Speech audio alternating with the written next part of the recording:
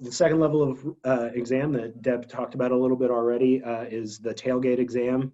That is also usually completed at the port. I've seen things moved for that. It's pretty unusual, but it can happen. What they'll do is they'll break the seal on that container. They'll open it up. They'll look inside.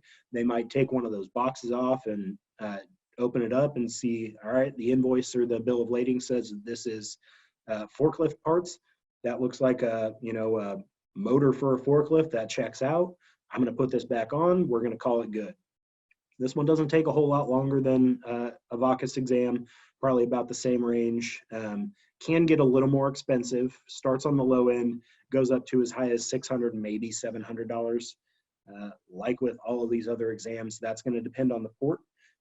So if you've got one on a particular port, you might be paying a little more than the last one you did, and that's port's discretion. And none of these charges include any demurrage. So once your container arrives or your shipment arrives, you have X amount of days to move it.